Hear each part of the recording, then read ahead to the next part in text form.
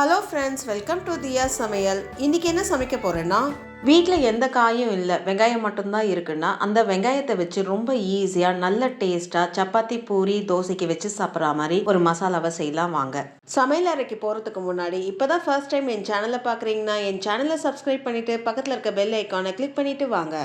மசாலா செய்ய ஒரு கடாயை எடுத்துக்கோங்க. கடாய் நல்லா சூடான பிறகு 2 டேபிள் ஸ்பூன் எண்ணெய் சேர்த்துக்கோங்க. எண்ணெய் சேர்த்து நல்லா சூடான பிறகு 1/2 ஸ்பூன் கடுகு சேர்த்துக்கோங்க. 1 ஸ்பூன் உடைச்ச உளுந்து சேர்த்துக்கோங்க. 1 டேபிள் ஸ்பூன் கடலைப்பருப்பு சேர்த்துக்கோங்க. உளுந்தும் கடலைப்பருப்பும் லைட்டாக செவக்கிற அளவுக்கு வறுத்து விட்டுக்கோங்க. உளுந்தும் கடலைப்பருப்பும் லைட்டாக செவக்க ஆரம்பிக்குது. இப்போ 2 காஞ்ச மிளகாவை கிள்ளி சேர்த்துக்கோங்க. 6 பல்லு பூண்டு தோல் உரித்து நல்லா பஞ்சு மாதிரி இடித்து சேர்த்துக்கோங்க. சின்ன துண்டு இஞ்சி நல்லா இடித்து சேர்த்துக்கோங்க. கொஞ்சம் கருவேப்பிலை சேர்த்துக்கோங்க.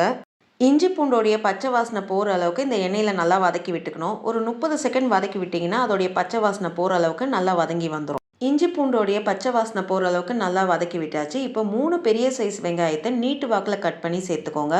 வெங்காயத்தோடைய கிராம் அளவுன்னு பார்த்தீங்கன்னா 1/4 கிலோ இருக்கும். வெங்காயம் சேர்த்து ஒரு 30 செகண்ட் நல்லா கிளறி விட்டுக்கோங்க. அப்போ தான் அந்த வெங்காயம் நல்லா உதிர்ந்த மாதிரி வரும்.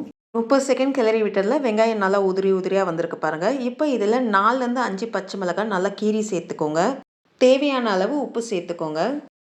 எல்லாம் ஒன்று சேர நல்லா வதக்கி விட்டுக்கணும். வெங்காயம் கண்ணாடி மாதிரி மாறும் தெரியுங்களா, அந்த அளவுக்கு வதக்கி விட்டுக்கிட்டா போதும்.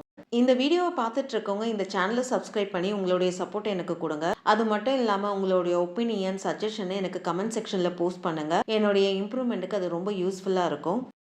2 நிமிஷம் வெங்காயம் வதக்கி விட்டதில் வெங்காயம் நல்லா கண்ணாடி மாதிரி மாறி நல்லா சாஃப்டாக வதங்கி வந்திருக்கு. இப்போ இதில் 1/4 ஸ்பூன் மஞ்சப்பொடி சேர்த்துக்கோங்க. 1/2 ஸ்பூன் கரம் மசாலா தூள் தலைவெட்டி சேர்த்துக்கோங்க. ட்ரை மசாலா தூள் சேர்த்து ஒரு 30 செகண்ட் அந்த வெங்காயத்தோட நல்லா கிளறி விட்டுக்கணும். ட்ரை மசாலாவுடைய பச்சை வாசனை போகிற அளவுக்கு ஒரு 30 செகண்ட் நல்லா கிளறி விட்டாச்சு. இப்போ இதில் ஒரு மீடியம் சைஸ் தக்காளியை நறுக்கி சேர்த்துக்கோங்க. தக்காளி சேர்த்து ஒரு 10 செகண்ட் கிளறி விட்டுட்டா போதும். தக்காளி சேர்த்து 10 செகண்ட் கிளறி விட்டாச்சு. இப்போ 1 கிளாஸ் தண்ணி சேர்த்துக்கோங்க. தண்ணி சேர்த்து ஒரு கிளறி விட்டுக்கோங்க. எல்லாம் ஒன்று சேர நல்லா கிளறி விட்டுக்கணும். எல்லாம் ஒன்று சேர நல்லா கிளறி விட்டாச்சு. இப்போ மூடி போட்டு ஒரு 2லேருந்து 3 நிமிஷம் மீடியம் ஃப்ளேமில் ஒன்று சேர வேக விட்டுக்கோங்க. 3 நிமிஷம் கழித்து மூடியை திறந்து பார்ப்போம். வெங்காயம் தக்காளியெல்லாம் நல்லா வெந்து வந்திருக்கு. அந்த மசாலாலாம் நல்லா இறங்கி அதோடைய ஃப்ளேவர் நல்லா வெளியில் வருது. இப்போ இந்த மசாலாவை கொஞ்சம் திக்காக்கிறதுக்காக 1 டேபிள் ஸ்பூன் கடலை மாவு எடுத்துக்கோங்க. 1/2 கிளாஸ் தண்ணி சேர்த்துக்கோங்க. கடலை மாவு கட்டி இல்லாமல் நல்லா கரைச்சி எடுத்துக்கணும். கொஞ்சம் கூட கட்டி இருக்கக்கூடாது. நல்லா கரைச்சி எடுத்துக்கோங்க. கட்டி இல்லாமல் நல்லா கரைச்சி எடுத்தாச்சு. இப்போ இது மசாலாவில் சேர்த்துக்கலாம். கடலை மாவு கரைசல் சேர்த்து எல்லாம் ஒன்று சேர நல்லா கிளறி விட்டுக்கோங்க. கடலை மாவு கரைசல் சேர்த்து அதோடைய பச்சை வாசனை போகிறதுக்காக 2லேருந்து 3 நிமிஷம் கொதிக்க வைப்போம். இப்போவே மசாலா நம்மளுக்கு திக்காக இருக்குது. இன்னும் நம்ம கொதிக்க வைக்கும் போது நல்லா கெட்டியாகி வந்துடும். அதனால் அந்த திக்னஸ் அட்ஜஸ்ட் பண்ணுறதுக்கு தேவையான அளவு சுடு தண்ணி சேர்த்துக்கோங்க. பச்சை தண்ணி சேர்த்துக்காதீங்க. பச்சை தண்ணி சேர்த்திங்கன்னா அந்த மசாலாவுடைய டேஸ்ட்டு நீர்த்து போன மாதிரி ஆகிடும். அதனால் சுடு தண்ணி சேர்த்து ஒரு கிளறி விட்டுக்கோங்க. நல்லா கிளறி விட்டு அடுப்பை மீடியம் ஃப்ளேமில் வச்சு ஒரு 2லேருந்து 3 நிமிஷம் ஒன்று சேர கொதிக்க விடுங்க. அப்பப்போ கிளறி விட்டுக்கோங்க. ஏன்னா கடலை மாவு சேர்த்துருக்கனால சீக்கிரமாக அடி பிடிச்சிரும். அதனால் அப்பப்போ கிளறி விட்டுக்கோங்க.